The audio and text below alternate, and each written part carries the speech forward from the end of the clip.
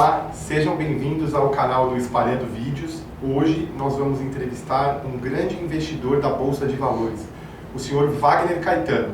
Ele é um investidor polêmico, tem operações de alto risco e vamos saber como ele faz isso e como ele obteve o sucesso na Bolsa de Valores. Muitos me perguntam, Flávio, por que você se interessa por esse tipo de entrevista com investidores, com traders? A resposta é simples. Eu sou um curioso nessa área, comecei na Bolsa de Valores há praticamente um ano entrevistando o senhor Luiz Barsi, que vocês podem ver no vídeo anterior, e o Wagner Caetano é um trader que é exclusivo, concede poucas entrevistas e é por isso que estamos aqui hoje para aprender com ele as técnicas que ele utiliza para obter sucesso. Espero que gostem e sejam bem-vindos. Olá, seja bem-vindo. Estou hoje aqui com o Wagner Caetano, um super investidor da Bolsa de Valores, uma entrevista exclusiva que ele está nos concedendo para o Espalhando, mas antes eu quero explicar o motivo dessa entrevista. Eu entrei no mercado através desse livro aqui, O Segredo da Mente Milionária, que é um livro que fala sobre finanças, sobre investimento, sobre sonhos. E comecei a entender que a nossa renda passiva, o dinheiro trabalhando para a gente, ele pode conquistar muito, aproximar muito os nossos sonhos. E aí, convidei o Super Wagner Caetano, muito obrigado por ter aceitado o nosso convite. O Wagner Caetano vem logo depois da entrevista com o Luiz Barsi, exatamente há um ano atrás. E a curiosidade é essa, a minha curiosidade é saber como esses grandes profissionais de mercado, o Luiz Barsi, o maior investidor pessoa física, bilionário, e agora o Wagner Caetano, um grande investidor, também pessoa física, ele não é analista, ele é um investidor como eu, como vocês, e ele vai dar um pouquinho dos segredos, vai contar um pouquinho dos segredos dele. Wagner, primeiramente, muito obrigado, agradeço a sua presença novamente. E quero que você se apresente, por favor, me fala de onde você veio, onde você nasceu, como é que você galgou, como é que você alcançou esse sucesso, essa repercussão toda e também essa polêmica, né? Que você é um cara polêmico também, quero saber um pouquinho de tudo isso. Perfeito. Então, primeiramente é um prazer o convite, fico honrado a presença, espero contribuir com a entrevista para os investidores. Eu nasci em São Bernardo do Campo, fui criado lá, estudei, fiz colégio técnico, faculdade na cidade, morei lá durante algum tempo e sou formado em técnico em plásticos, técnico em eletrônica, engenharia elétrica, tenho uma formação industrial e trabalhei na indústria durante 10 anos, uma parte aqui no Brasil, trabalhei algum tempo em Hong Kong, na Holanda e Alemanha. Trabalhava com equipamentos automáticos, especificamente robôs, e meu último ano foi na área de matéria-prima, no interior de São Paulo, na região das Águas, ali de a empresa em Itatiba. Trabalhava em toda aquela região em torno de Campinas, e para mim foi um ano de decisão entre permanecer na indústria ou migrar para o universo dos investimentos, que eu já investia de forma amadora, como muita gente faz aí desde 2002. Foi quando eu entrei na Bolsa, em outubro, muito perto daquela carta do presidente Lula eleito na época aos brasileiros. Eu entrei coincidentemente naquele momento e investi dessa forma até 2006. Aí encerrei a minha participação na indústria naquele ano e comecei, teoricamente, a me profissionalizar, a me dedicar exclusivamente ao universo do mundo dos investimentos naquele momento. Perfeito. E você se lembra se o primeiro passo foi o mercado de ações ou você trabalhou com renda fixa? Como que foi esses primeiros passos no mundo dos investimentos? Perfeito. Naquele momento, o home broker estava começando a se difundir no Brasil, as opções não eram muitas, você não tinha essas casas de research, de análise, né, de pesquisa nas próprias corretoras ou independentes. Tinha uma ou outra. E o mercado futuro, por exemplo, tinha uma plataforma exclusiva, mas a liquidez era muito pequena, assim como a renda fixa não era muito difundida. Naquele momento era realmente o mercado de ações e um pouco depois aquela onda dos IPOs. Então era mais restrito realmente ao mercado de ações. Renda fixa se falava pouco e mercados futuros também. Você lembra a primeira ação que você comprou, o seu primeiro investimento? Você lembra como você apertou o botão comprar nesse momento? Eu lembro, coincidentemente, aí a primeira ação que eu comprei foi Gerdau. Olha só, para quem não sabe, o Wagner, o ano passado, o ano de 2016, realizou uma operação, duas, né? Duas operações em Gerdau. Você pode contar um pouquinho para a gente? Já era uma pergunta aqui da minha pauta, já vamos adiantar. Então, ano passado, numa conversa informal com o pessoal do Infomoney, eu comentei que eu tinha vendido um imóvel. Atualmente eu atuo no mercado imobiliário também, comprando, vendendo, construindo, reformando, alugando, enfim. Também não sou imobiliária, da mesma forma que eu não sou analista, eu sou um investidor, pessoa física que também atua no mercado imobiliário, fazendo isso que eu comentei. E eu comentei naquele momento que eu tinha vendido um imóvel e tal, e eu falei, olha, eu estou em dúvida entre 4 ações. Eu estou de olho no Magazine Luiza, na BB Seguridade, Gerdau e CSN.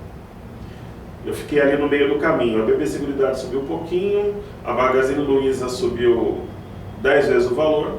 Sobe até hoje? Sobe até hoje. Faz um movimento que a Lojas Americanas fez na época que eu entrei na bolsa, logo a seguir. E eu também não fui na CSN, que subiu mais que a Gerdau, fui no ponto de equilíbrio. Na Gerdau ali, porque eu entendi que naquele momento ela tinha uma exposição maior aos Estados Unidos e Canadá, era mais resiliente, porque tinha um mercado de aços longos muito interessante, o gráfico apontava uma inflexão ali.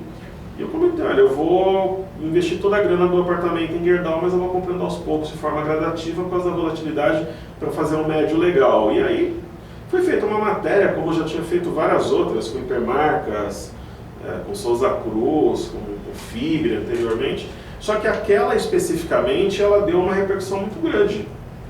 As pessoas pegavam cada frase, foi feito um vídeo no Visão Técnica logo em seguida, além da matéria, as pessoas pegavam cada frase que eu dizia, cada parte do texto que eu justificava e levavam para os blogs, discutiam entre si. A repercussão foi muito grande. Qualquer local que eu ia, aqui no litoral, até em outros estados, as pessoas vinham falar comigo, foi algo inesperado, foi espontâneo. E eu comentei na época que tinha um alvo em R$10, então foi Gerdau 1 e Gerdau 2. Eu comprei com média um pouco acima dos 3, vendi próximo dos 10, consegui pegar a correção, comprei e depois vendi de novo. Então teve a Gerdau 1 e 2 e deu super certo, foi muito criticada na época, porque era um mercado baixista, mas eu opero a lá Jesse Livermore, geralmente eu opero inflexões e viradas, e geralmente eu pego a virada antes do padrão ser acionado. Então eu pago o risco para poder pagar mais barato. É assim que eu sempre trabalhei, foi assim com o Banco do Brasil ano passado, com Hipermarcas e outros ativos, e a repercussão foi muito grande. E naturalmente, conforme a operação andava a favor, triplicando de valor, é normal que se espalhasse aí pelas redes sociais e que tivesse um apelo midiático muito grande, mas foi tudo muito espontâneo, muito natural, e foi por coincidência a primeira ação que eu comprei em 2002. Super bacana, e o Wagner ele falou aqui alguns termos técnicos que para nós leigos, iniciantes, pode soar um pouquinho diferente, né, as nomenclaturas que ele utilizou. E o Visão Técnica é um programa do Infomoney, e ele apresentava outro programa, o Na Mira do Trader, né? Sim, o Visão Técnica é um programa às sextas-feiras, no final do pregão eles fazem uma espécie de fechamento da semana, e eu tive um programa durante quase 2 anos do Infomoney, denominado Na Mira do Trader, onde eu trazia as minhas impressões, opiniões, estratégias ali para a semana. Era por volta de 15h30, 15h40, e tinha uma audiência legal, interagia ali com os espectadores, mostrava parte das minhas operações. Eu tenho um grupo fechado de investidores, uma parte eu tornava pública, e uma outra parte não, senão não teria sentido o grupo existir. Mas compartilhava muita coisa. Mas o meu intuito, acima de qualquer coisa, de expor operações, era educacional, era mostrar, olha, estou comprando por esse motivo, estou vendendo por esse outro, esse padrão funciona assim, é dessa forma que eu uso médias, é dessa forma que eu trabalho com suporte, com resistência, e principalmente mostrar antagonismo, aquilo que é muito óbvio no mercado, que está muito claro, geralmente quando todo mundo está achando que é venda, geralmente é compra, e vice-versa, né? Então mostrar que muitas vezes você tem que trabalhar como a águia que eu citava ali, que é enxergar acima da linha d'água pequenos sinais que mostram a direção do mercado, mas aquilo que é muito claro, público ou óbvio, raramente se materializa.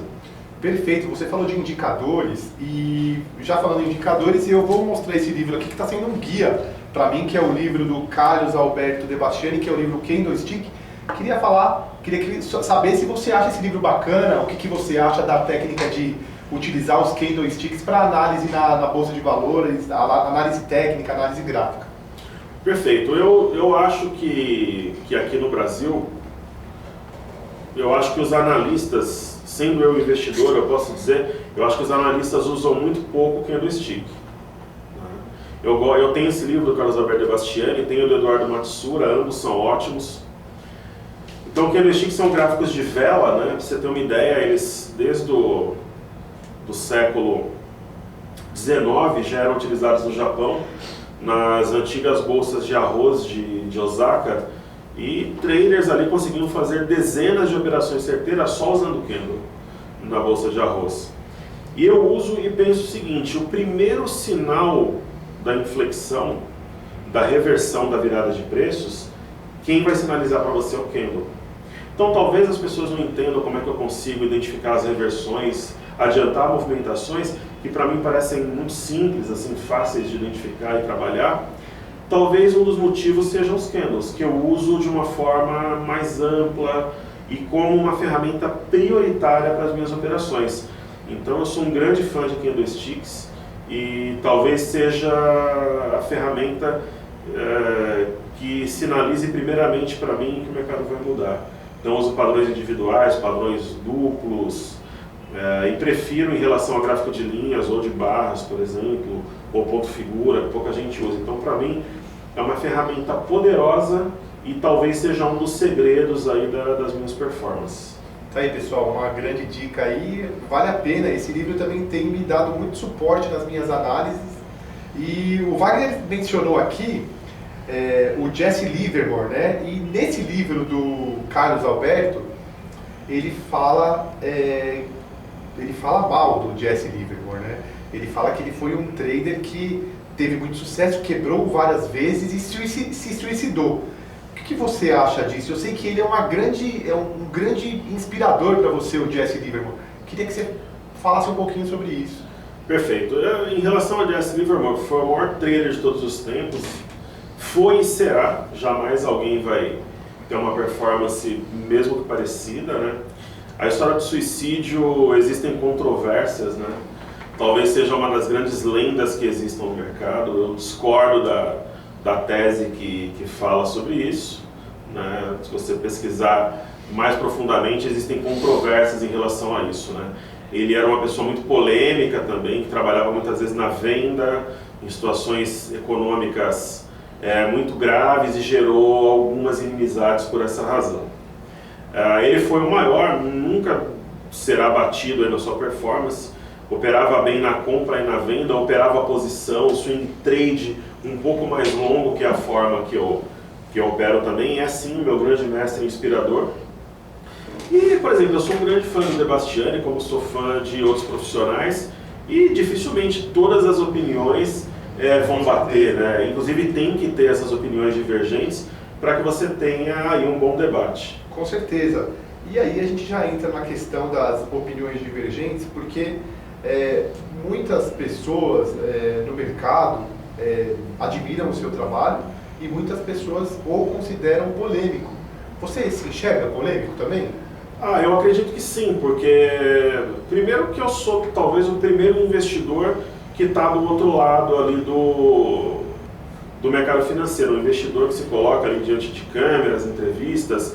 Eu fiz 100 palestras no Circuito Expo Money, então eu sou um investidor, eu represento ali os investidores num papel próximo ali do analista, do gestor, do assessor, enfim. Eu estou do outro lado da mesa representando ali a categoria dos investidores, podendo de repente colocar a minha opinião, geralmente por alguma coisa que deu certo, ali uma operação, uma estratégia, alguma coisa de sucesso. Então isso já desperta polêmica. Você é visto pelos profissionais de mercado como outsider, né? Como um cara investidor, mas ele está fazendo um trabalho parecido com o meu aqui, então isso desperta polêmica. Eu acho que uma outra coisa que desperta polêmica, eu fui o primeiro profissional do mercado a fazer cursos com operações ao vivo, que são as imersões. ficar das 9 às 18 operando com os alunos em tempo real, eles operando o capital deles e eu operando o meu, de verdade, colocando boleta, de fazer uma mira do trader onde eu comprava e vendia em tempo real, abria a plataforma, comprava, vendia, inclusive com capital importante.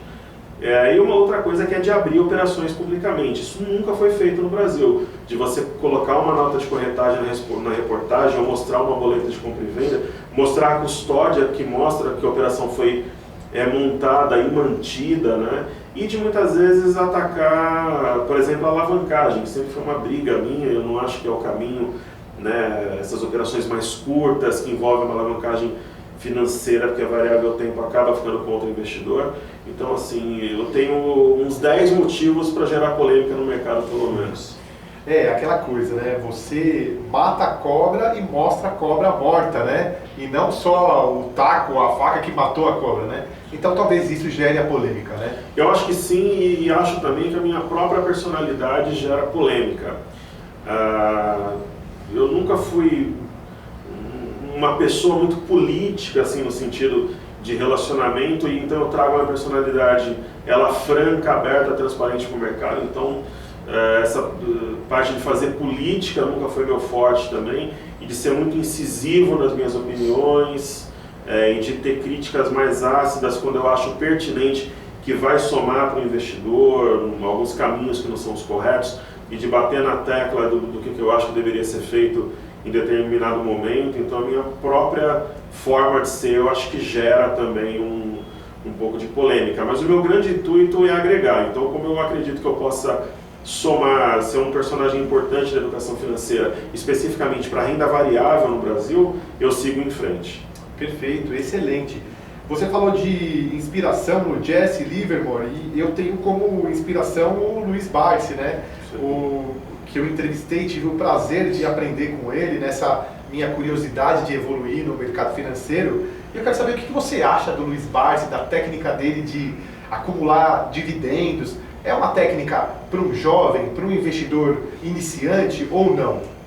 Eu acho que o Luiz Barsi, primeiro, é um privilégio nós termos alguém do nível, da capacidade dele, fazendo um trabalho público, né, educacional, expondo experiência de sucesso. Eu acho que ele é a prova que a renda variável pode dar certo. Então eu acho que é um trabalho excepcional, eu aprovo, né, é uma honra nós termos os textos, as entrevistas, as opiniões dele publicadas. Mostra que é possível ser um vencedor na renda variável, mas mostra também que você tem que ter paciência. Eu lembro ano passado, quando o Banco do Brasil estava em queda, ele dizendo que era oportunidade perto ali dos 16, 17, e as pessoas criticando. Foi exatamente esse momento que eu entrevistei ele. E foi nesse momento que eu aumentei exponencialmente minha posição no Banco do Brasil, inclusive, que depois eu vendi com excelente lucro. Só um parênteses, Wagner, vocês podem ver essa parte da entrevista onde o Luiz Barsi fala da ação do Banco do Brasil na minha entrevista passada, e bate exatamente com isso que o Wagner está falando. Então a gente consegue ter um consenso, dois investidores observando oportunidade no mercado de valores.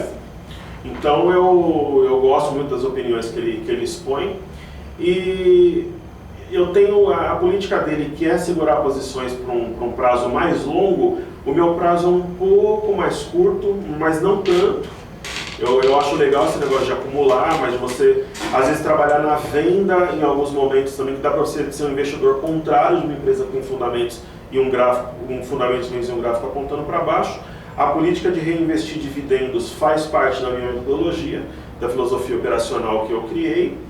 E talvez uma outra diferença seria trabalhar com os mini contratos de dólar índice para proteção em alguns momentos e potencializar performance de carteira em outros. Mas digamos que nós temos algumas semelhanças importantes no modo de pensar. Ótimo, Wagner. Você falou de metodologia. Você pode dar uma pequena palhinha da sua metodologia, mas eu vou pedir para que você seja o mais simples possível na linguagem, por conta do nosso público que busca exatamente essa base. Perfeito. Primeiro, a minha metodologia ela foi criada com base em experiência, né? Eu ficava fazendo teste de indicadores, cruzamento de médias, de que forma eu poderia trabalhar com suporte e resistência, como é que o fluxo impactava a direção de um ativo, como é que dólar e juros impactavam um no outro, como é que as commodities, qual a relação que elas tinham com determinadas ações, o impacto dos fundamentos também, como é que eu poderia trabalhar com uma empresa descontada que o gráfico estivesse apontando para o mesmo lado, alguma coisa nesse sentido. Então foi uma metodologia criada com pesquisa, com trabalho e estudo exaustivo. Eu não acredito, por exemplo, a primeira base do meu método, eu não acredito, por exemplo, no malandro da bolsa. Então, um camarada que defende a seguinte tese, que você abre um gráfico e opera ali, fica rico, numa piscina, numa praia, no alto de uma montanha, e que a vida é bela e fácil, que você não precisa fazer mais nada. Eu defendo justamente o contrário, que sucesso na bolsa é sinônimo de muito estudo, muita pesquisa, trabalho duro, dedicação, doação, como em qualquer atividade que você venha desenvolver. Então essa é uma primeira premissa. A segunda, eu não sou radical. Então eu não acho, por exemplo, que só funciona fundamento, só funciona gráfico, ou só funciona fluxo, ou só funciona estatística. Eu uso um pouco de tudo. Eu faço uma leitura da análise fundamentalista de uma forma simples de aprender e de usar. Eu uso o gráfico também de uma forma muito simples, sem aquela poluição, sem muitos indicadores, alguma coisa que muito fácil assim de assimilar e aplicar. Qualquer investidor consegue entender a forma que eu uso e usar também depois, assim como eu faço. Eu uso o fluxo financeiro, posição de investidores estrangeiros em determinadas ações, ou no índice, ou no dólar. E eu uso o impacto de algumas variáveis direta ou indiretamente nos ativos. Dólar, juros, commodities metálicas, petróleo. E funciona muito bem assim, você seguindo com alguma disciplina. Então é mais ou menos isso, a filosofia ela defende muito trabalho, muito estudo, muita doação. Ela é um mix de estatística, de gráfico, de fundamento, de fluxo. Geralmente o investidor usa um ou outro, né? Ele raramente faz um mix assim. Eu acredito no médio prazo, eu acho que o longo prazo não faz muito sentido na bolsa, o curto prazo também não. O longo prazo eu acho que não tem sentido, que você pode usar renda fixa, que paga bem. O curto prazo tem muita poluição, muito barulho. O médio prazo, para mim, é o equilíbrio ideal. Assim, na própria teoria de Dow, que embasa a análise técnica, ele fala na marola, na onda e na maré. Né? Então, a marola seria aquelas operações mais curtinhas, assim, muito erráticas, eu não acredito muito. Eu acho que a maré também é algo que seria um longo prazo, está muito distante. Eu acredito na onda, então em alguma coisa intermediária. O swing trade, que é de 3 semanas a 3 meses, é mais ou menos por aí, mas em alguns momentos um pouquinho mais longo, mas minha filosofia se encaixa no swing trade, potencializado por mini contratos de índice e dólar com reinvestimento de dividendos. Então eu acho que o caminho ele é mais ou menos por aí. Eu acho que trabalhando dessa forma se aumenta as suas chances de maneira expressiva e a chance de sucesso é quase certa. Se você seguir com disciplina e principalmente evitar alavancagem e trabalhar com paciência, com técnica, estratégia e disciplina. Ótimas dicas, né, pessoal? Emendando a pergunta, Wagner, day trade, leitura de fluxo, tape reading, você analisa essa possibilidade de investimento, como que você vê o day trade e principalmente você utiliza essa técnica de tape reading, leitura de fluxo? A leitura de fluxo, tape reading, que são operações de scalping, né? Quem faz é o scalper. Eu particularmente uso principalmente em momentos de entrada e saída das minhas posições, mas não é algo que é uma prioridade dentro da minha filosofia, né? O day trade, que são aquelas operações que você abre e fecha no mesmo dia, por exemplo, nesse momento, eu estou mantendo parte das minhas operações com mini contratos como posição e parte eu estou encerrando no final do dia, abrindo no outro para aproveitar a volatilidade e melhorar meu preço médio. É praticamente um day trade parcial, eu acho válido, funciona, melhora o médio, o mercado volátil, mas o day trade como essência, como filosofia principal da operação, eu acho complicado porque a variável tempo está contra o investidor, a parte emocional fica muito abalada, se depende da conexão com a internet, está perfeita, a corretora, a plataforma e todas as variáveis darem certo para você ganhar. Então eu acho que no médio e no longo prazo, na minha visão, é inconsistente. Eu não conheço, por exemplo, algumas pessoas que são day traders de sucesso por muito tempo, assim. Então, eu acho que o day trade pode ser uma ferramenta auxiliar para melhorar preço médio.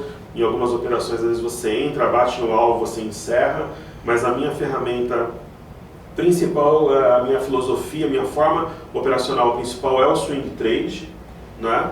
E o day trade, eu particularmente não acredito que ele traga consistência ao investidor. Vira e mexe, às vezes você faz um giro hoje, por exemplo, o mini contrato de índice subiu, eu encerrei, e aí ele desceu, ele estava longe das médias móveis, ele fez uma correção intraday e eu comprei de novo, e vou manter a posição.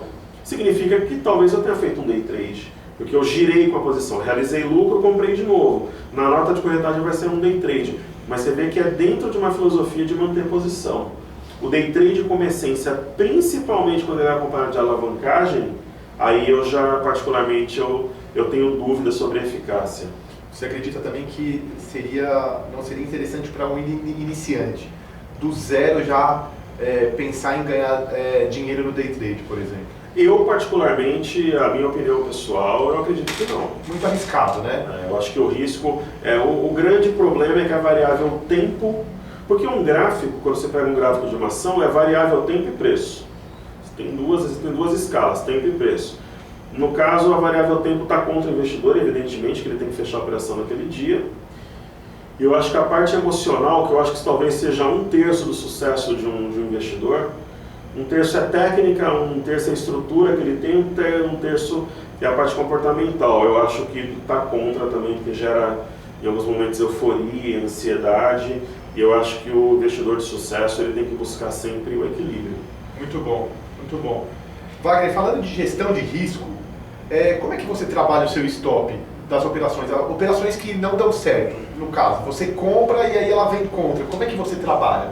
Uma das polêmicas que tem em relação ao meu trabalho é o uso de stop, né?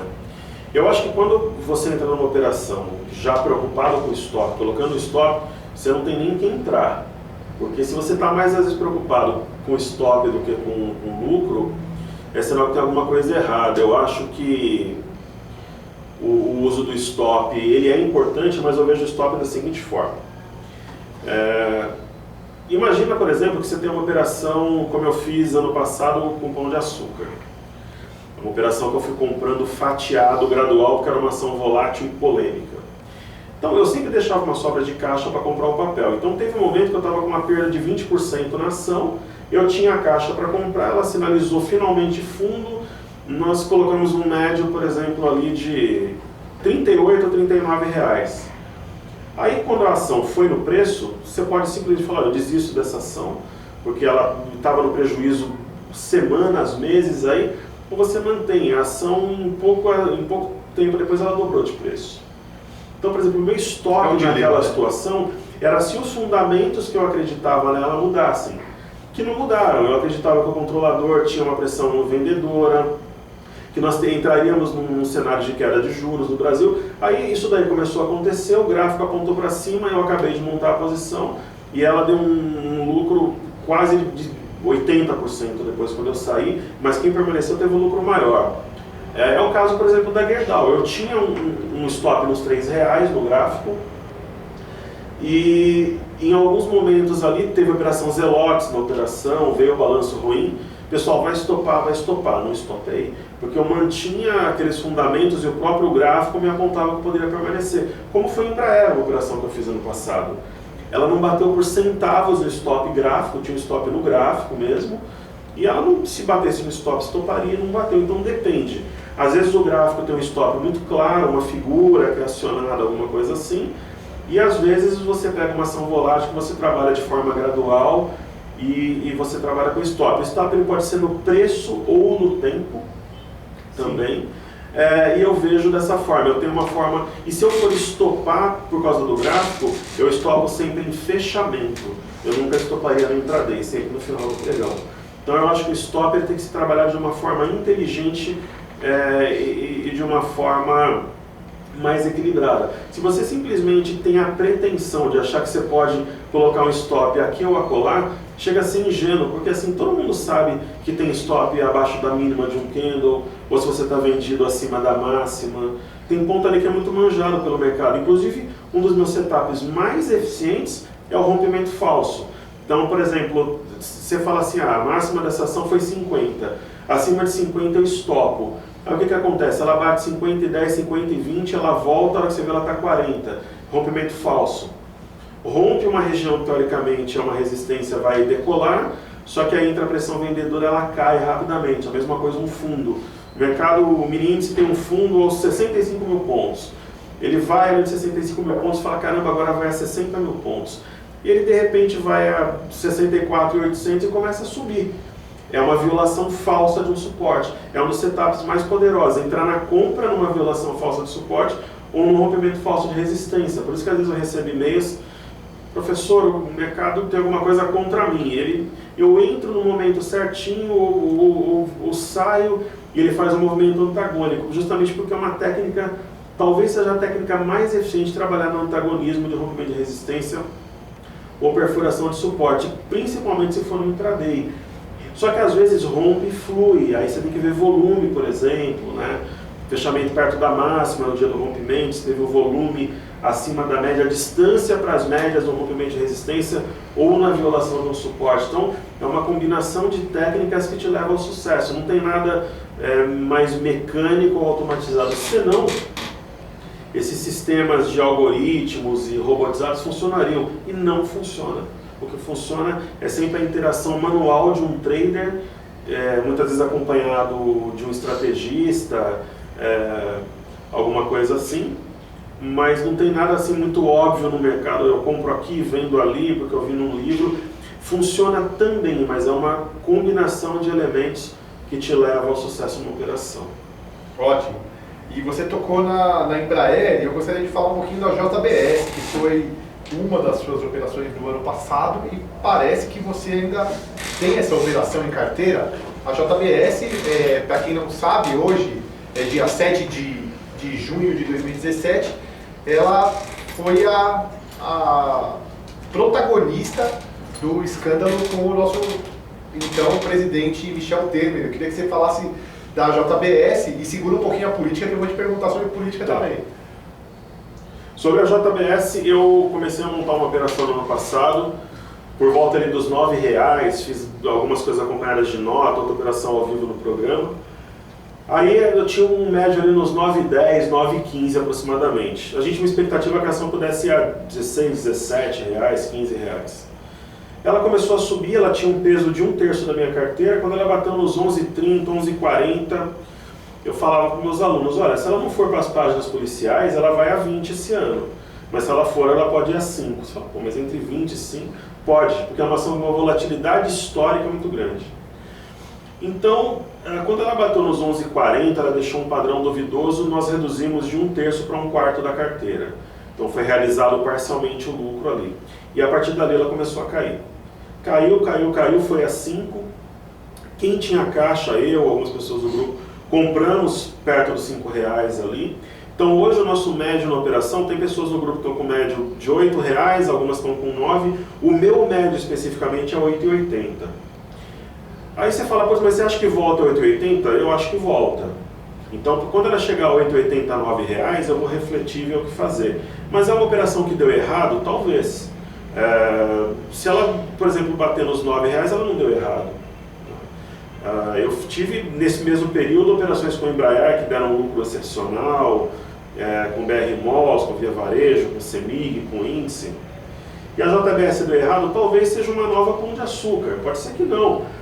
Muita gente do grupo não quer ficar com papel, então a gente tem um acordo de não vender antes dos 9. Quando chegar nos 9, a gente vai ver o que faz ali, eu vou avaliar. Se de repente ela aconteceu tudo isso que aconteceu, ela subiu, caiu, vendendo nos 9 com lucro simbólico, teoricamente não deu errado, mas ela deu um susto. Mas é um papel com volatilidade histórica alta, dificilmente você vai ver acontecer isso com Ambev, ou com M. Dias Branco, ou com a Raia Drogasil, talvez. Mas com JBS, com ações mais voláteis, pode e poderá, inclusive, voltar a acontecer.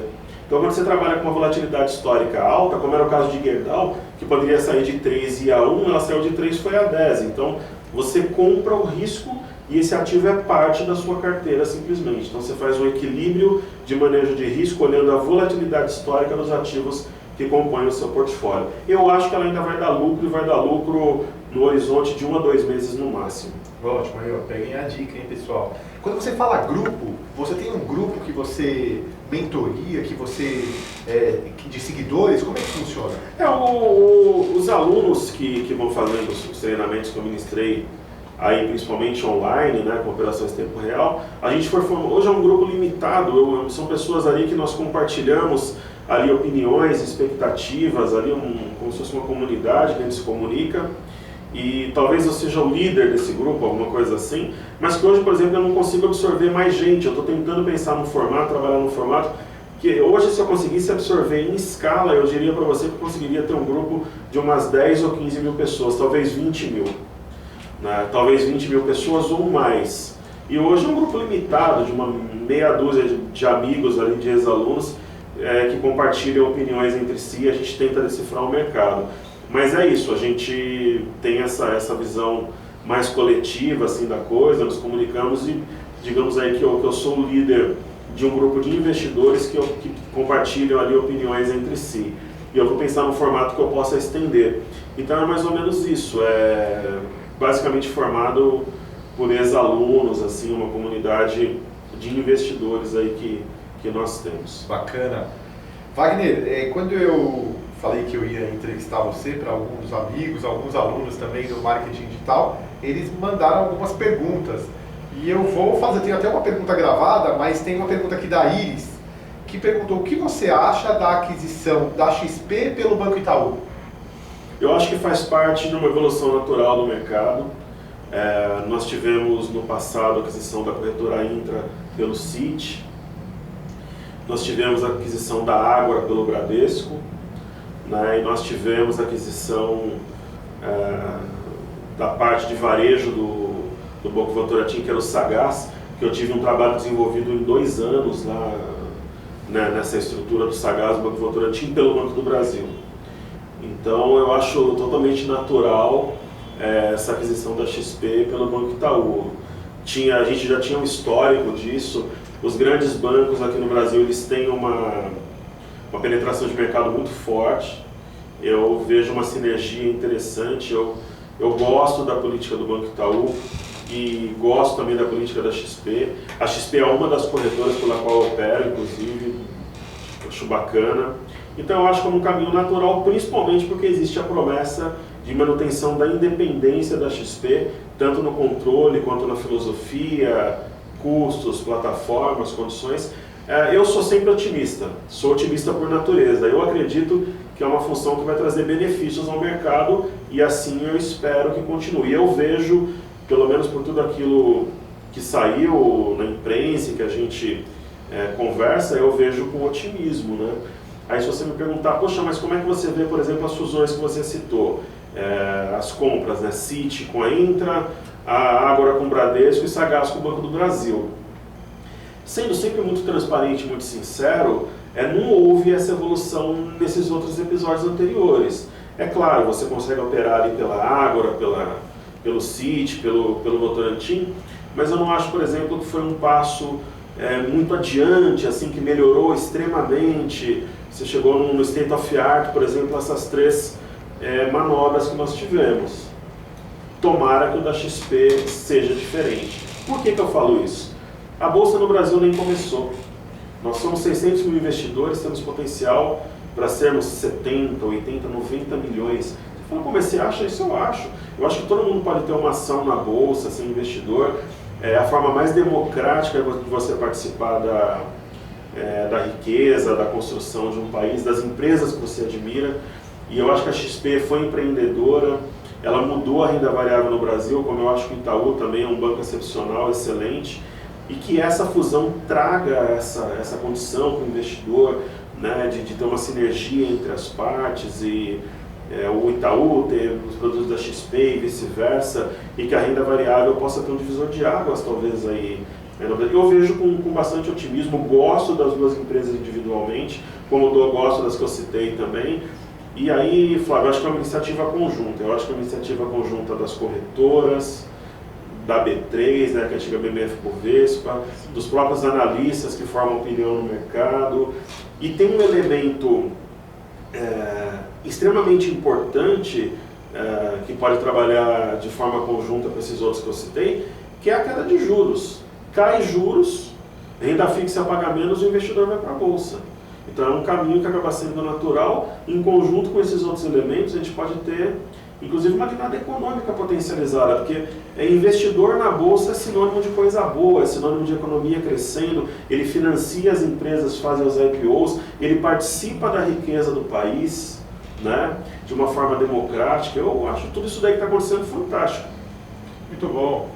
O Júnior, ele tem uma empresa distribuidora de carne, trabalha desde os 11 anos e atualmente tem 3 milhões na poupança. Você indica que ele mantém o dinheiro na poupança ou você tem alguma solução para ele? Bom, sem preconceitos, assim, o dinheiro em poupança geralmente é muito criticado e tal, né? Como se quem coloca na poupança, de repente... Eu acho assim, só da pessoa conseguir poupar e ter dinheiro é meio caminho andado. Então eu acho que já é louvável, ele estar de parabéns. Agora, a poupança realmente não é a melhor opção, né? Você tem tesouro direto, eu gosto muito de LCI e LCA, né? Letra de crédito agrícola e imobiliário, de imposto de renda. Eu acho que tem algumas debêntures bem interessantes também, então eu acho que ele pode dividir, né? Colocar uma parte em renda fixa e uma parte em renda variável, mas na renda variável trabalhar de forma gradual, equilibrada, com cuidado. Mas assim, a poupança matematicamente não é a melhor opção de investimento. Eu particularmente, Wagner Caetano, na parte de renda fixa, eu gosto muito de LCIs e LCAs. Eu acho fantástico e é bom dizer para ele e para os outros investidores, pessoal, a cada 250 mil por CPF no investimento X ou Y, Fundo Garantidor de Crédito te dá todas as garantias, tanto do principal quanto da rentabilidade. Então você tem um investimento lá, 250 mil numa LCI, você não tem risco teoricamente, porque o Fundo Garantidor de Crédito te dá essa segurança, você pode diversificar, comprar alguns produtos diferentes, tentar uma debênture. Então assim, eu acho louvável ele ter o dinheiro guardado, mas a poupança definitivamente ela acaba não sendo o melhor caminho. Ele pode equilibrar com os investimentos de renda fixa e variável, inclusive fundos imobiliários, tem alguns nesse momento muito interessantes, que é como você comprar imóveis com alguns custos menores do que o próprio mercado físico. Eu tenho os dois. Eu acho que tem boas oportunidades no mercado imobiliário, onde você vai lá e compra o imóvel mesmo, aluga ou vende, e nos fundos imobiliários esse momento específico é positivo. É interessante para comprar. Justamente, antes da pergunta do Daniel, era essa a minha próxima pergunta. O que você acha sobre investir em imóveis e se você acredita que o mercado imobiliário ainda está em crise? Então, Flávio, o mercado imobiliário é que nem a bolsa. Você tem que saber comprar e tem que saber vender. Os valores de tabela, os benchmarks, ali como se fosse o Bovespa, eles são uma referência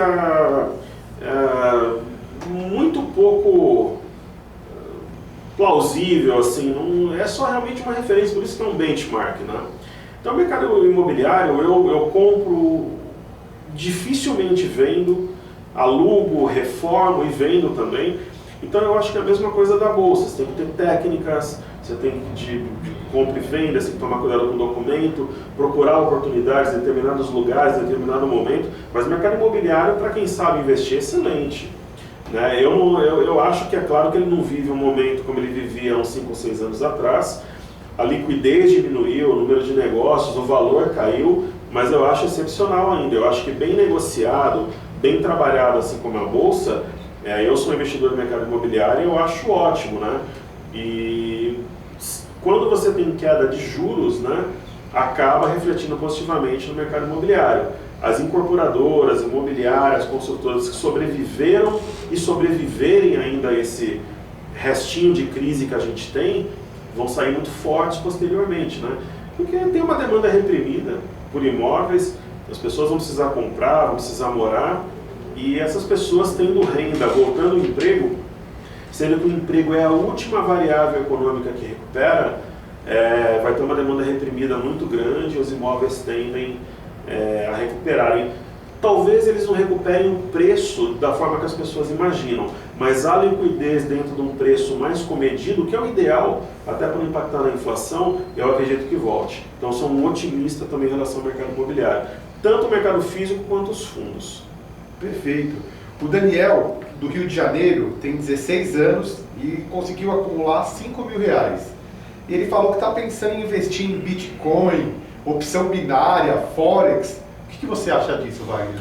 O que acontece é assim, se eu investir R$5.000 em mercados mais voláteis, como Bitcoin, Forex, que é mercado que você opera uma moeda contra a outra, né?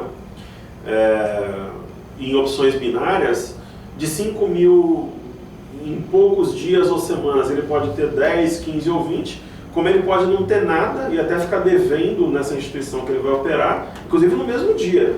Então, quem opera, por exemplo, Forex e opções binárias, em alguns minutos esses 5 mil podem virar nada ou até uma dívida na corretora, como pode virar 10. Eu sou contra, particularmente. Eu não gosto desse tipo de operação. Eu acho que o máximo que ele poderia fazer é talvez trabalhar com 1 ou 2 contratinhos, mini contratos de índice e dólar.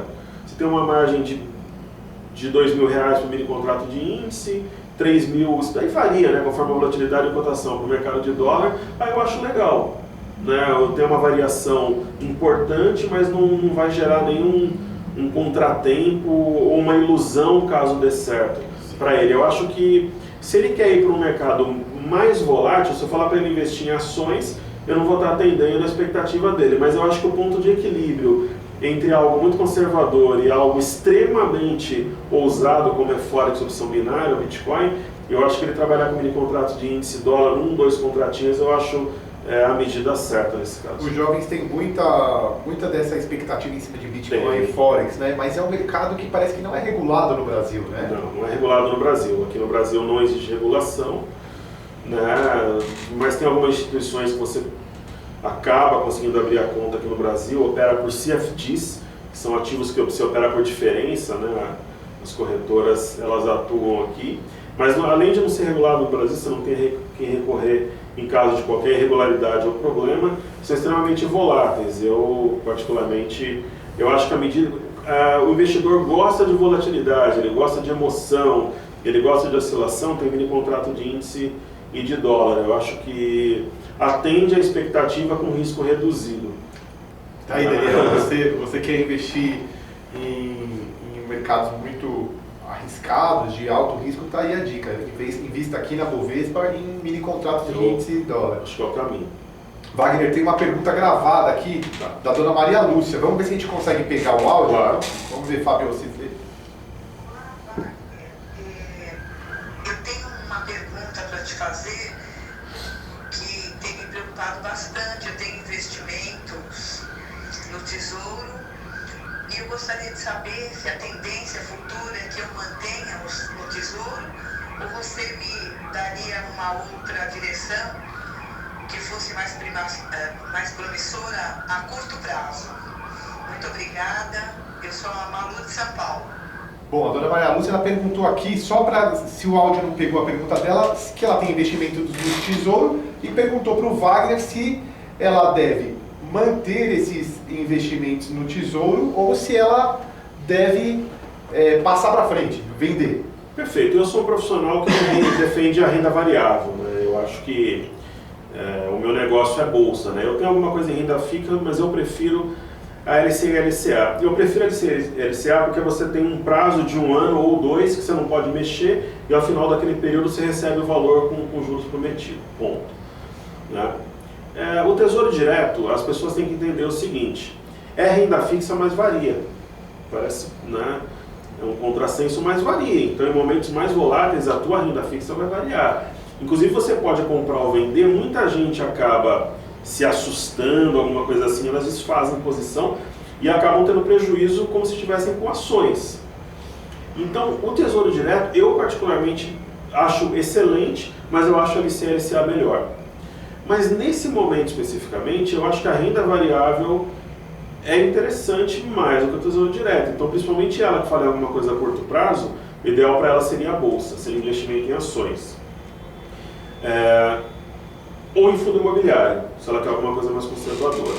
tem uma renda mensal, a cota deve subir, ali seria, eu indicaria para ela, compartilharia como investidor que sou, fundo imobiliário ou mercado de ações. Ou, se ela quer realmente a renda fixa, mas ela vai ter que esperar pelo menos um ano, LCI ou LCA, são letras de crédito. O Tesouro Direto, na minha visão pessoal, ela é interessante para quem tem um horizonte de 2, 3 anos. Você pega um vencimento mais longo, aí eu acho legal, eu acho bacana. Agora, para quem tem uma visão de curto prazo, como ela comentou aí, eu acho que ações, fundo imobiliário ou LCI e LCA são mais adequados.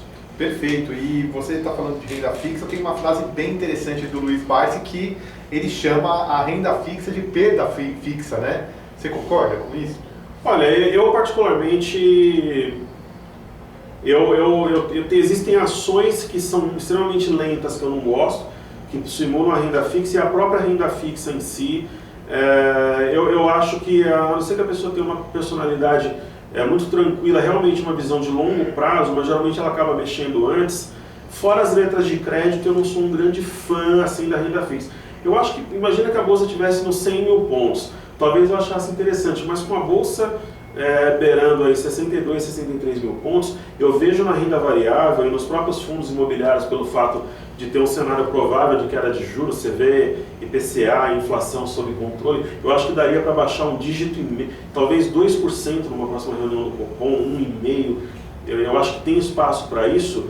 Eu acho que o risco-retorno dos fundos imobiliários, do mercado de ações, ele é altamente convidativo no momento. Então, eu acho que a renda variável bem coordenada, bem organizada, o potencial ele é muito grande, né? Você pega oscilações aí em momentos que o Brasil teve transformações políticas, especialmente, o potencial ele acaba sendo muito grande, ainda mais com o desconto que a gente está agora, por causa da queda recente. Quer dizer, eu vejo a renda fixa de uma forma muito interessante nesse momento. Então, no começo do ano passado, por exemplo, que a renda fixa pagava 17%, 18% ao ano, era muito óbvio, eu dizia que sim, mas agora pagando 11%, 12%, em alguns momentos 10%, provavelmente 9%, 8% num futuro breve, eu acho que o risco de retorno compensa mercado de ações ou fundo imobiliário, principalmente mercado de ações. Ótimo. Você tocou na parte da política brasileira. Há quase um mês atrás, no dia 18/5, a gente passou pela Quinta-feira Negra, né? As delações da JBS em cima do governo Temer. E hoje, dia 7/6, 7 de junho de 2017, a gente está tendo a votação da cassação da chapa, o processo, né, de cassação da chapa Dilma Temer. Eu quero saber como é que você vê esse futuro, se é um futuro de oportunidade para a Bolsa, se é um futuro desesperador, corram para as montanhas, como você enxerga tudo isso na nossa política brasileira? Um primeiro fato, assim, é que os investidores estrangeiros não desembarcaram aqui ainda. Eles estão comprando de forma muito tímida, eles entraram depois da Quinta-feira Negra, aumentaram a posição no índice futuro, mas eles ainda estão tímidos aí, quer dizer, o fluxo de fora não chegou. Se chegar, o potencial de alta da Bolsa é muito forte e eu acho que vai chegar. O mercado, a política ela é importantíssima, mas o que o mercado quer são reformas. Reforma trabalhista, previdenciária, talvez uma reforma política depois. Então, desde que as reformas sejam mantidas, o presidente que está lá é secundário. Seja o Temer, ou seja um presidente eleito por uma eleição indireta. Eu acho que poderia bagunçar muito o cenário, seria uma improvável eleição direta, demoraria, o Congresso ficaria parado, eu acho muito difícil de acontecer. Uma eleição direta eu acho que é possível, ou um cenário de manutenção do governo atual. Então, desde que as reformas avancem, nós tivemos, por exemplo, o avanço da reforma trabalhista ontem, na véspera da entrevista, o mercado viu com otimismo, e a reforma da Previdência talvez seja votada nesse ou no segundo semestre, depois do recesso, mas são drivers que podem levar a uma valorização do mercado de ações muito forte, né? Você vê que os CDS, o prêmio de risco no Brasil e no exterior, ele vem em queda constante, né? Então existe grande possibilidade de queda de juros no curto prazo e no médio prazo também. Então eu acho que um cenário de manutenção do governo Temer ou eleição indireta, ele vai ser bem absorvido pelo mercado. O que seria ruim seria qualquer coisa que ficasse protelando sem definição, especialmente paralisando o Congresso às reformas. Então, no frigir dos ovos, eu vejo um momento como de oportunidade. Ótimo. Nós já estamos nos encaminhando aqui para o final da entrevista e eu vou fazer algumas perguntas para o Wagner em relação a como você escolhe os seus papéis, as suas ações na carteira. E você tem alguma ação, alguma oportunidade que você pode deixar aí para o nosso público? Certo. O meu critério para escolher ações, eu sempre procuro não ter ações preferenciais e ordinárias na mesma carteira. Eu acho que não tem sentido ter Vale 3 e Vale 5, por exemplo, Petro 3 e Petro 4. É uma primeira premissa. Uma outra coisa, raramente eu tenho ações no mesmo setor. Pode acontecer, mas aí não é comum que eu as tenha. Uma outra variável é a volatilidade histórica. Você não pode, por exemplo, ter uma carteira com todas as ações extremamente voláteis, tem que ter um equilíbrio, né, de volatilidade histórica na carteira. Então, você não pode ter, por exemplo, ações que oscilam tanto dentro de um dia, de uma semana ou do mês. Também você não pode ter ações que oscilam muito pouco, senão a carteira vai perder para a renda fixa. Então é complicado você ter aquelas ações mais comportadas, mais previsíveis dentro de uma mesma carteira. Então, outro critério que eu uso. Eu olho muito a tendência, né, para ver se a ação está no momento de inflexão ou no rompimento de uma grande figura que dê um amplo horizonte de valorização ou de queda pela frente. Que às vezes eu tenho na minha carteira operações short, onde eu aposto na queda do papel, operação vendida, então pode ser comprada ou vendida. Então esse é um outro critério e eu procuro ter um equilíbrio ali entre o portfólio, né? Então são técnicas que eu utilizo para a montagem da carteira. E também não acredito em carteira com muitas ações. O camarada ter 8, 9, 10, 12 ações na carteira, mistura tudo, vira uma bagunça. E eu acho que cada ação tem que ter um peso de acordo com o momento. Então, eu acredito, por exemplo, aquele investidor de prazo mais longo, ele quer aquele papel de guarda e tal, eu acho que BR Foods é excelente. Perfeito. Brasil Foods, BRFS3 é uma ação que eu tenho em carteira, adoro o papel, acho que é um papel de guarda, os fundamentos, o gráfico, o fluxo conspiram a favor da ação. Aí você pega um investidor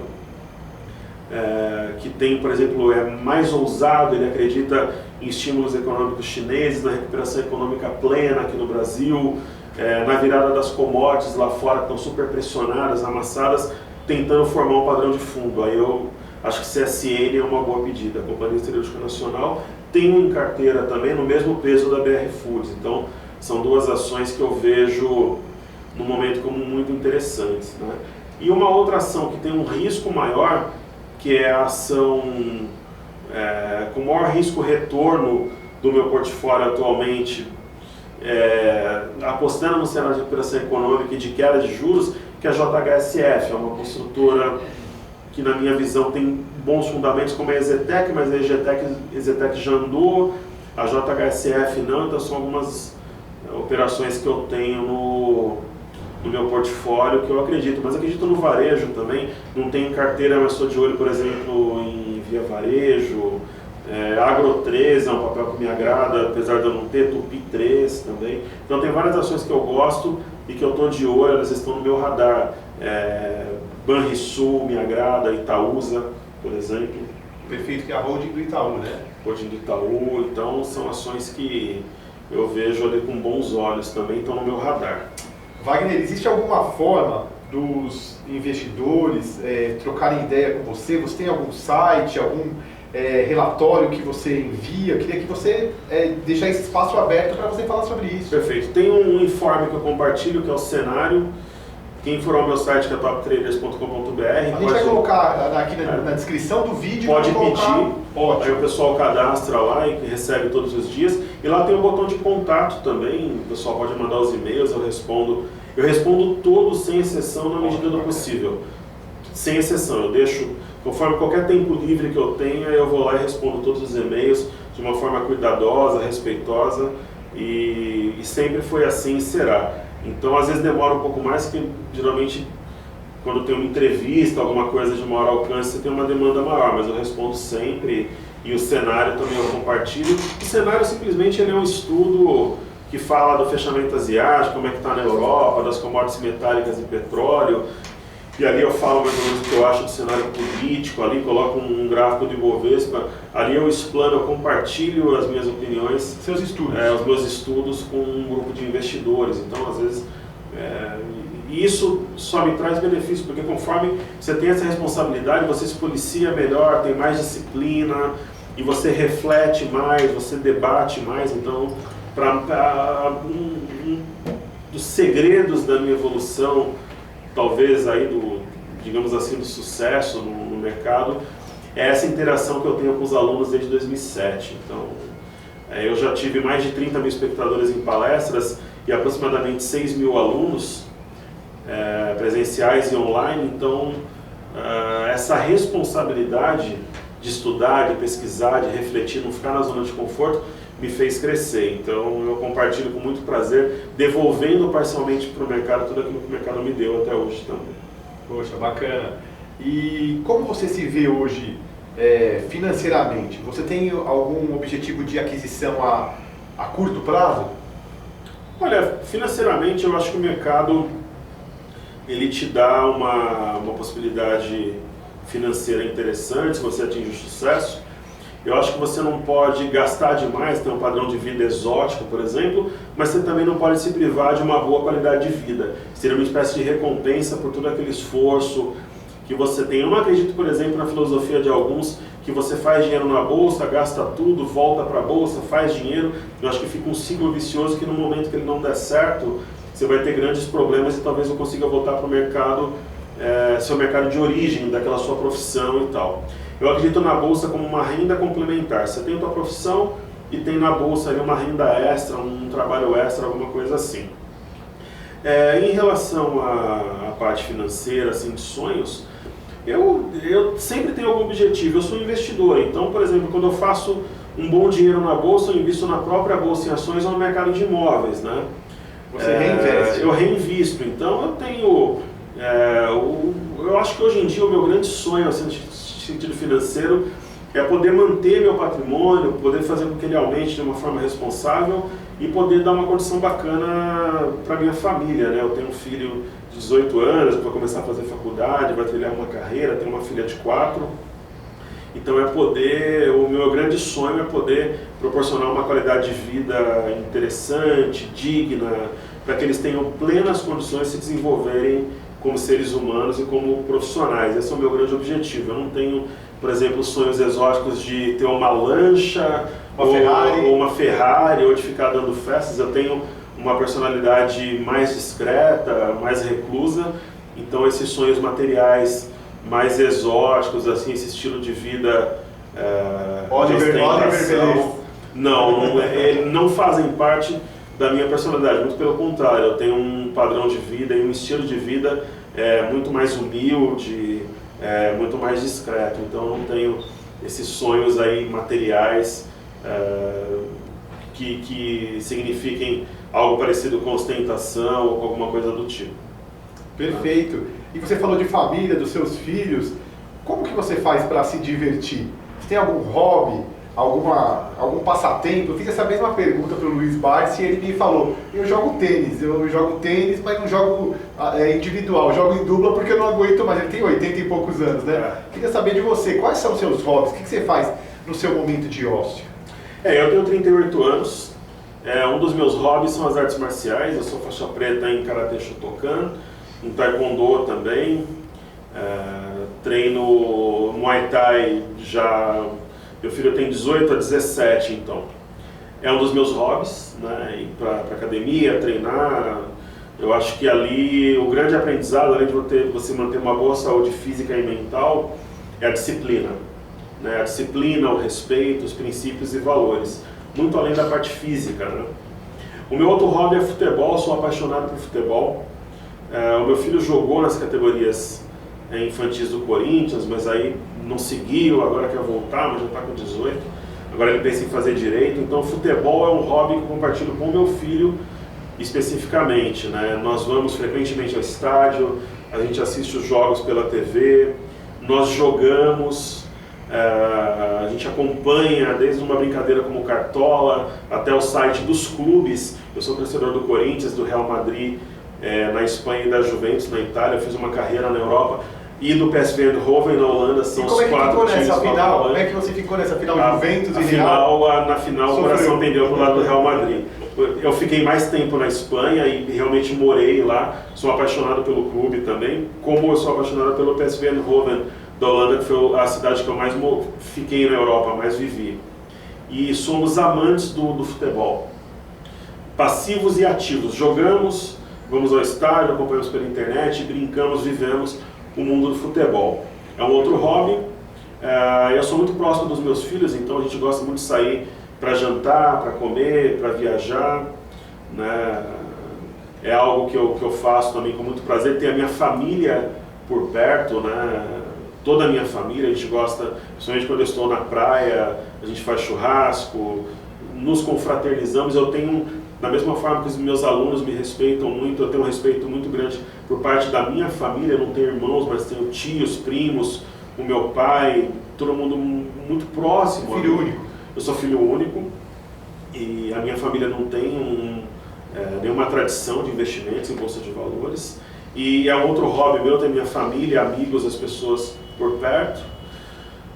E um outro hobby que eu diria que eu tenho para você é o mercado, porque eu sou um profissional do mercado imobiliário, que tem alguns negócios na área de varejo, especificamente voltado para a área de estética feminina, e o mercado é um dos meus hobbies. Quando eu estou diante do computador, do celular, eu relaxo, eu me divirto. O mercado, ele é um universo que envolve política, economia, geografia, história, matemática, física, estatística. Então a mente ela fica sempre trabalhando, e é algo que me traz um prazer muito grande viver o mercado. Quando eu dou um curso é um prazer muito grande, quando eu redijo um relatório é um prazer muito grande, quando eu faço uma operação. Então são hobbies, seriam, acredito que basicamente esses, assim, são coisas, inclusive o mercado, que me dão prazer, que são hobbies, e principalmente esse convívio com amigos e família. Eu acho que encontrei um equilíbrio pessoal grande, e eu particularmente, resumindo a história, gosto muito de praia. Né? Eu agora estou mais em São Paulo, mas fico muito em Maresias, na litoral paulista, e muitas vezes as operações, as inspirações, elas são concebidas ali. Eu consigo ter tranquilidade. Eu acho, por exemplo, que um dos segredos diferenciais é ter essa condição de poder ter a tranquilidade de montar as operações, bolar, materializar, acompanhar depois por toda essa condição pessoal que eu sou um privilegiado de ter. Então, eu acho que são componentes importantes na minha trajetória no mercado. Muito bacana, poucas pessoas conheciam essa parte pessoal do Wagner, né?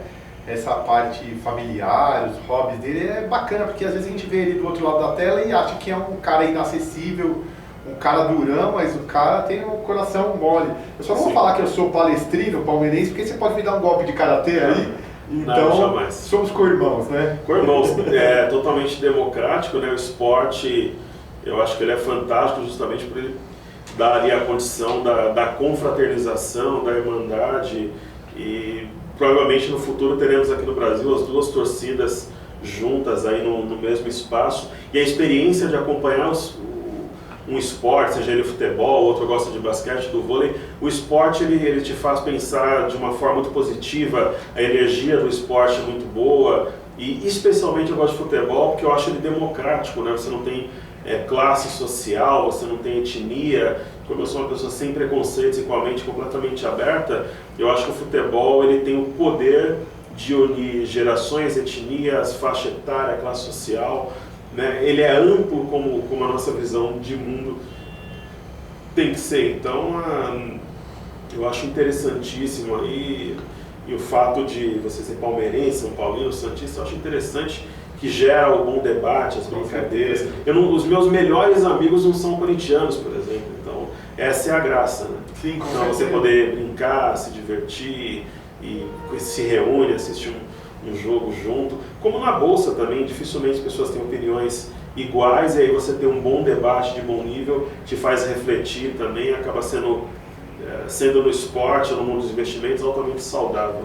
Com certeza, a ideia é sempre utilizar a democracia como base de tudo. Um debate em alto nível, você pode gostar ou não gostar de algum assunto, de algum profissional, mas sempre respeitar, né, ouvir e ter isso como aprendizado. Não gostei, discordei, sou corintiano, sou palmeirense, mas manter o bom senso, o bom debate. Exato. Wagner, para encerrar, o que você sabe de marketing digital? Vou puxar a sardinha um pouco aqui para o meu lado e já vou me antever e vou te dar aqui a apresentação da nossa agência, o Espalhando, que fica aqui na Avenida Paulista. Hoje, essa é a nossa apresentação, você leva para sua casa, o que você precisar de marketing digital, estamos à disposição. Hoje a entrevista está sendo realizada aqui na Elu Brasil, que é o nosso parceiro de treinamentos. Todos os meus treinamentos, quando estou aqui em São Paulo, eu ministro aqui na Elu Brasil. Marketing digital, redes sociais, marketing político, SEO, são todos aqui na Elu Brasil. Quero saber o que você sabe dessa área, como é que você interage e como é que você utiliza as redes sociais. Perfeito. Eu tenho já uma rede social que é o LinkedIn há muito tempo. Acho que eu tenho uns 4 mil contatos, que é relevante por ser uma rede social mais restrita. Interajo bem passiva e ativamente ali. Eu acho importante. Eu uso o WhatsApp hoje não somente para a parte pessoal como profissional, também eu acho útil. E eu sou um novato no Facebook.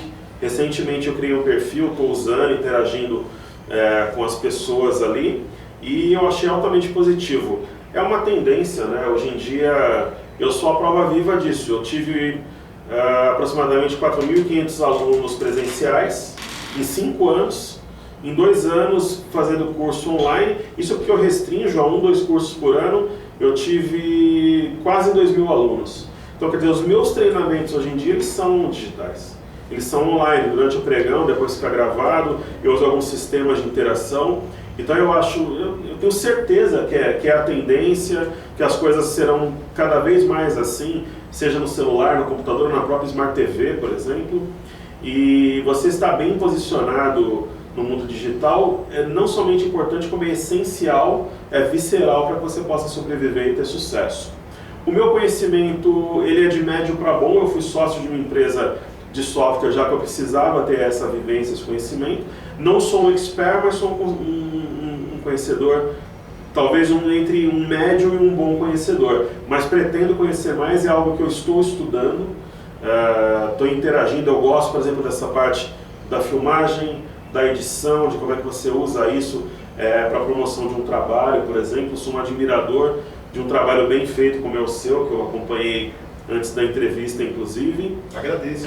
E sou grande admirador. E conto para você o seguinte, uma parcela considerável dos meus alunos que fazem os meus treinamentos são dessa área.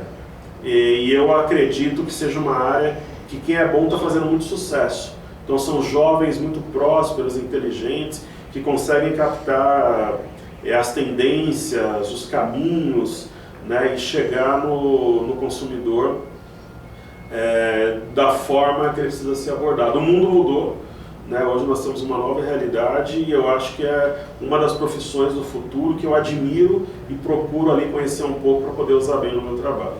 Perfeito, ótimo panorama, é isso mesmo. Parabéns aí pelo seu engajamento aí nas redes. E vamos partir para o encerramento. Gostaria que o Wagner deixasse uma mensagem, um recado aí para os nossos jovens empreendedores, ou também não jovens, mas iniciantes nesse mercado de renda variável, curiosos como eu também.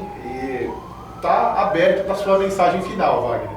Perfeito. Eu defendo na minha vida pessoal e na própria mensagem que eu trago a renda variável, como talvez um formador de opinião no momento, que tudo, na minha visão, é sinônimo de estudo, trabalho, dedicação e equilíbrio. Então, eu acho que a Bolsa de Valores é uma opção para o investidor. Né? Quando ele adentra a Bolsa de Valores é para ele ter uma vida melhor, uma qualidade de vida melhor. Então, ele tem que estar bem preparado para pisar nesse universo de investimentos que é fantástico e com infinitas possibilidades. Então, uma bolsa próspera é sinal de um país próspero em crescimento, é a chance de você participar do crescimento de um país de forma justa, democrática. Né? Se admira uma empresa, você pode ser sócio dela através da bolsa. E eu acho importante, principalmente para o pessoal que quer deseja um complemento de renda, uma segunda renda, ele adentrar nesse universo. Mas independente da bolsa, que as pessoas sejam proativas, que elas aproveitem esses momentos de turbulência do mercado para discutir política, economia, interagirem entre si. O bom debate é sempre muito bem-vindo e que procure sempre serem úteis, produtivas, estarem atentas às mudanças, àquilo que acontece e que sejam pessoas de sucesso na sua vida profissional, pessoal, e que tenham na Bolsa de Valores um desses ingredientes de uma vida bem equilibrada e bem construída, né? Então, eu acredito que o empreendedorismo, nessa época de crise, ele faz a diferença. Então, para quem tem vontade, empreenda, dê o próximo passo, vá em frente, siga junto com sócios, se inspire numa história de valor que seja lícita, honesta, né? E na minha forma de pensar e de ver as coisas, esse é o caminho, né? Trabalhar, estudar, produzir, ser útil, nunca desanimar, persistir. Então é dessa forma que eu vejo as coisas e é o recado que eu deixo aí para os espectadores. Okay? Muito obrigado, agradeço a entrevista com o Wagner Caetano. Com certeza compartilhou com muito conhecimento, muito conteúdo de qualidade e vai ser um grande estudo. Eu, pelo menos, vou assistir várias vezes porque, com certeza, é de grande valia para o nosso estudo e para o nosso caminhar aí na renda variável. E ele falou muitas coisas além disso, né, sobre investimentos. Agradeço a você que assistiu até o final do vídeo. Todos os links que nós falamos sobre livros, sobre o site do Wagner, sobre a Elu Brasil, que nos cedeu o espaço, que é aqui que eu realizo meus treinamentos, estarão na descrição do vídeo. Muito obrigado. Se você gostou, deixa seu like e indica aí para os seus amigos. Obrigado e até a próxima entrevista. Até a próxima.